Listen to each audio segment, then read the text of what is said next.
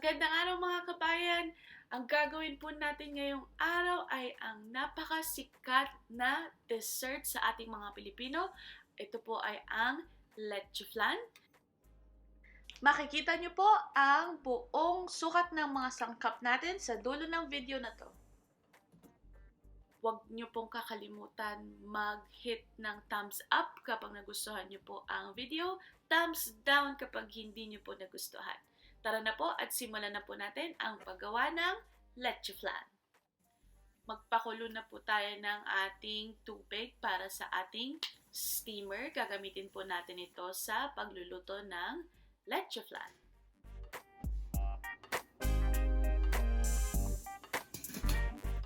Kakailanganin po natin ng 10 itlog, pero paghihiwalayin po natin ang egg white at ang egg yolk. Kita-kita niyo naman po kung paano ko pinaghihiwalay ang egg white at egg yolk. Yung ibang tao, gumagamit po sila ng bote para paghiwalayin ang egg white and egg yolk.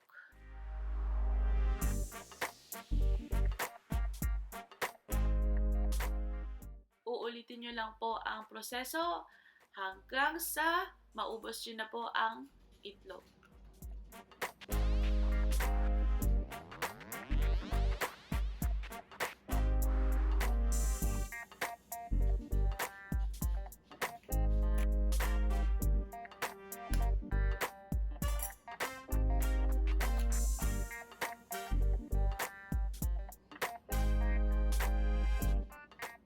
Pag tatapos na po natin paghiwalayin ang egg white at ang egg yolk, pwede na po natin kunin ang ating evaporated milk. Ayan po mga kabayan.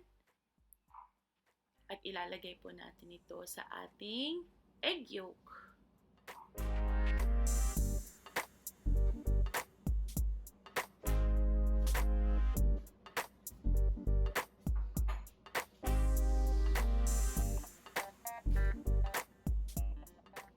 Isunod po natin ilagay ang ating condensed milk.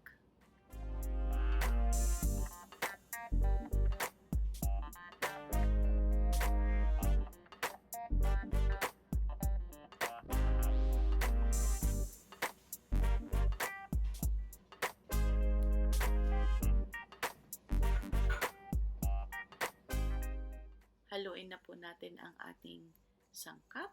Dahan-dahan lang po para hindi po magka-bubbles.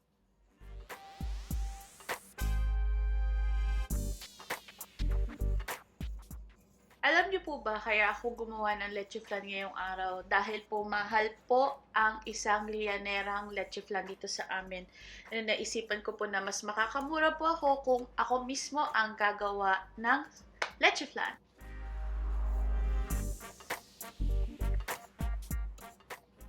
Sa mga sangkap na ginamit natin ngayong araw sa ating Leche Flan, 3 lianera ng Leche Flan ang ating nagawa.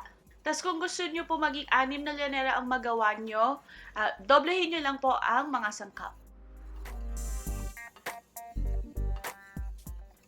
Alam nyo, habang gumagawa po ako ng aking Leche Flan, naalala ko po ang halo-halo sa kanto namin.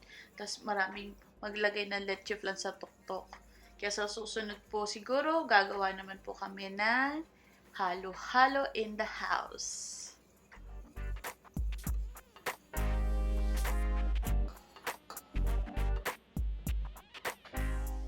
Isunod po natin ang ating vanilla extract.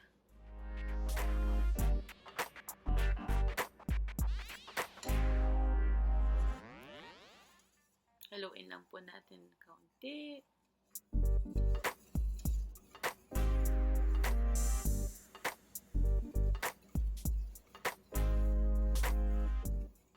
Naghanda po ako ng strainer para po ilalagay po natin ang ating mixture dyan. Para po mawala lang po yung mga buo-buo. Para maging smooth ang ating Leche Flan. Ayan po, makikita nyo po na parang may mga onting buo-buo nakuha ang ating strainer.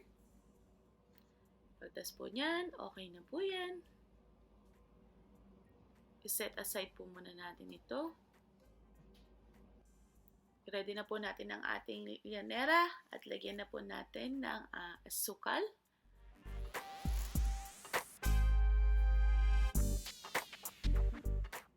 Ilagay na po natin sila sa ating lutuan para i-melt ang ating sugar. Low heat lang po mga kabayan para hindi po masunog ang ating asukal.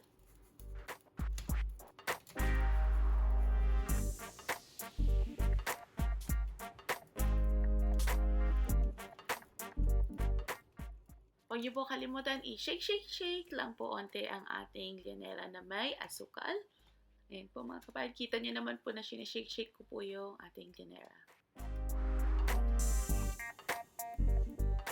Medyo nagme-melt na ang ating white sugar.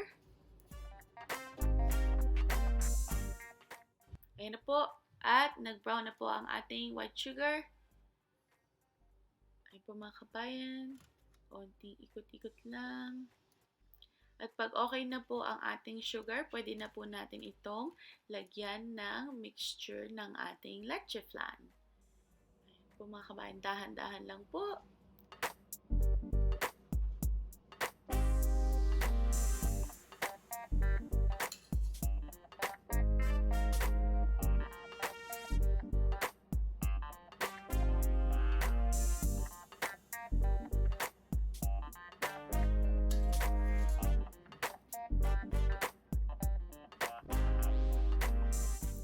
Pag nalagay na po natin ang ating mixture sa ating llanera, lagyan na po natin ng aluminum foil. Yan po ang magiging takip ng ating leche flan. Kaya po natin nilalagyan ng aluminum foil yan para maluto ng mabuti. At kapag nilagay na po sa steamer, hindi po mababasa ang ating leche flan. Siguraduhin nyo lang po na maayos po ang ating paglagay ng aluminum foil.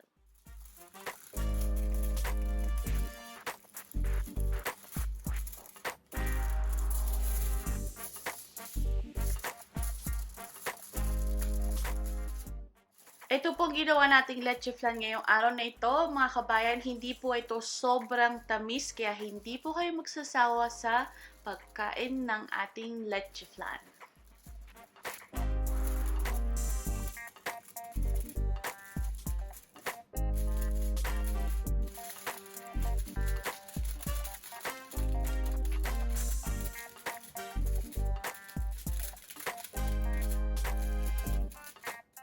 Pagkatapos po natin lagyan ng aluminum foil ang ating mga llanera, pwede na po ito ilagay sa ating steamer.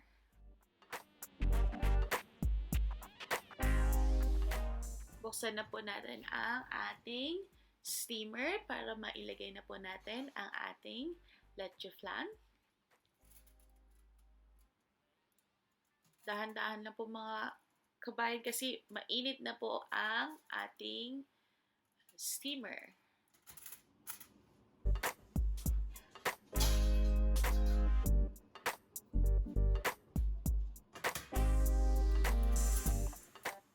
Ayan po mga kabayan, pag nailagay na po natin lahat ng ating leche flan, lutuin po natin for 30 minutes.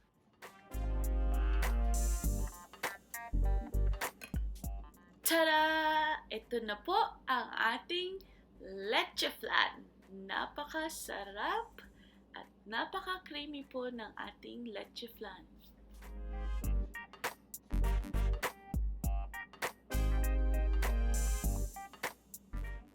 Tara na at tikman na natin ang ating leche flan. Kumuha na po tayo ng tinidor.